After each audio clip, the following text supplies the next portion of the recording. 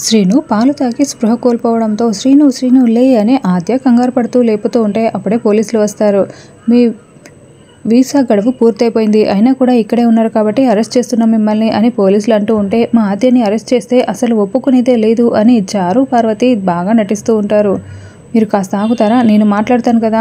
చూడండి, నా visa time పూర్తయిపోయినా కూడా నేను ఇక్కడే పెళ్లి చేసుకున్నాను కాబట్టి నేను ఇక్కడే ఉండడానికి అన్ని అర్హతలు ఉన్నాయి అని ఆద్య అంటూ ఉంటుంది. ఏంటి, మీరు ఇక్కడే పెళ్లి చేసుకున్నారా అని పోలీస్ వాళ్ళు అడుగుతూ ఉంటే అవును, ఒకసారి కాదు 2 సార్లు కాదు 3 సార్లు చేసుకుంది అని పార్వతి అంటుంది.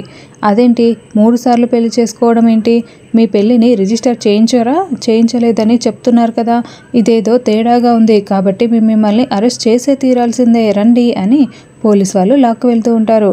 ఈ శ్రీనుగాడు బయటికి రాలేదేంటి అంటే నిద్రపోతున్నాడా, ఇదే మంచి అవకాశం అని పద్మ మనసులో అనుకుంటూ ఉంటుంది. నేనే పోలీసులని రప్పించానని చారు ఇక పార్వతికి చాలా గొప్పగా చెప్తూ ఉంటుంది.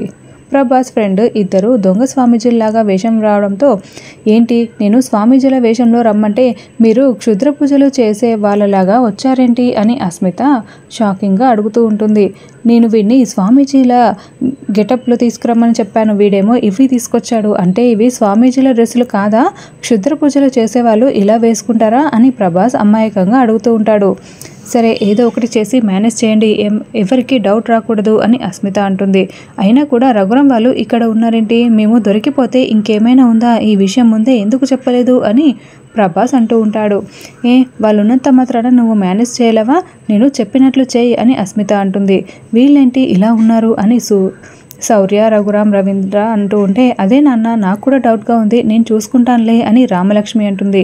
నేను పూజలు చేసేటప్పుడు వీళ్ళతో కొన్ని సందేహాలు కూడా అడగాలి కాబట్టి గదిలోకి రండి అని రామలక్ష్మి చెప్తుంది. ఆ సందేహాలు ఏవో మా ముందే అడగొచ్చు కదా, మా ముందే పూజ చేయి అని రామలక్ష్మికి అస్మిత, ప్రమీల చెప్తూ ఉంటే మీకెందుకు అంత తొందర, తను ఎవరితో చెప్పుకోలేని సందేహాలు కొన్ని ఉంటాయి, తనని గదిలోకి వెళ్ళనివ్వు అని శౌర్య చెప్తూ ఉంటాడు. అలా ప్రభాస్ ఫ్రెండ్ని రామలక్ష్మి గదిలోకి తీసుకువెళ్ళి గడియ పెట్టేసి మీరు ఎలా పూజ చేస్తారో చేయండి అని వాళ్ళ వైపు డౌట్గా చూస్తూ ఉంటే రామలక్ష్మికి డౌట్ వచ్చినట్టుంది, మనల్ని చిత్తగొడుతుందేమో అని ప్రభాస్ వాళ్ళ ఫ్రెండ్ గుసగుసలాడుకుంటూ క్షుద్ర పూజ చేసినట్లుగానే విభూతిని చల్లుతూ పూజ చేస్తూ ఉంటారు. ఇదేంటి పౌడర్ వాసన వస్తుంది, ఏంటిది అని రామలక్ష్మి అంటుంది. ఇది విభూతి అని, ఈ మధ్య విభూతి కూడా పాండ్స్ పౌడర్ వస్తుంది అని ప్రభాస్ కవర్ చేస్తూ ఉంటాడు. ఎందుకలా డౌట్గా చూస్తున్నావు అని ప్రభాస్ టెన్షన్ పడుతూ అడుగుతూ ఉంటే మీ విగ్గులు తీస్తే చూద్దామని చూస్తున్నా అని రామలక్ష్మి అంటుంది. విగ్గులేంటి అని బుకాయిస్తూ ఉంటారు. మీరు అసలైన స్వామీజీలు కాదని నాకు తెలుసురా అంటూ వాళ్ళ విగ్గుల్ని పీకి పడేసి రామలక్ష్మి వాళ్ళని చిత్తగొడుతూ ఉంటుంది. కొట్టకు రామలక్ష్మి ప్లీజ్ అని వేడుకుంటూ ఉంటారు. అయితే నేను చెప్పినట్లు చెయ్యండి, అప్పుడే కొట్టను.